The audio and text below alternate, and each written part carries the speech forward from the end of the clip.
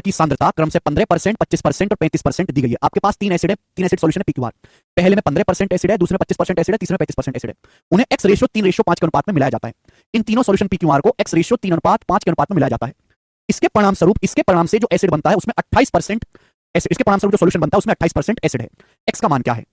वैसे जब मैं आपको एलिगेशन बताऊंगा तो आप इसका एलिगेशन वाला तरीका भी सीख जाएंगे, बट बेसिक तरीका सबसे बढ़िया है।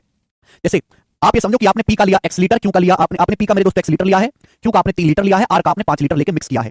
तीन आपके पास सॉल्यूशन है PQR जिसमें एसिड अलग अलग है। पहले में 15% एसिड है, क्यू में 25% एसिड है, आर में 35% एसिड है। अब तीनों को मिलाकर जो सॉल्यूशन बना उसमें 28% एसिड है। तो एसिड की मात्रा को बराबर कर दो। पहला मिश्रण है x, उसमें कितना एसिड है? 15%, x का 15%। हालांकि परसेंट लिखने की जरूरत नहीं है, कट जाएगा। दूसरा क्या है मेरे प्यारे भाई? क्यू में 3 लीटर, कितना एसिड है? 3 का 25%, 3 का 25%। अब परसेंट कट ही जाएगा ना जब मैं बराबर करूंगा, तो यानी कि आ जाएगा 75, 75 प्लस तीसरे में कितना एसिड है? तीसरा है 5 लीटर, 5 का 35%, तो 5 गुणा 35 175 बराबर। जब मैंने तीनों को मिलाया, जब तीनों को मिलाऊंगा तो टोटल मिश्रण कितना बनेगा? PQR तीनों को मिलाऊंगा तो टोटल बनेगा x प्लस 8, 5 और 3 8। इसमें कितना एसिड है? 28%, इसका 28%। परसेंट कट जाएगा, मैं बार बार हर जगह परसेंटेज लिखता तो कट ही जाता, इसलिए मैंने लिखा ही नहीं, समय बचाया मैंने अपना।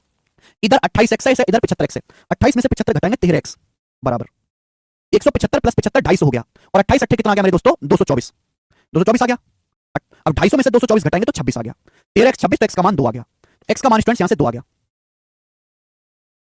समझ में आया?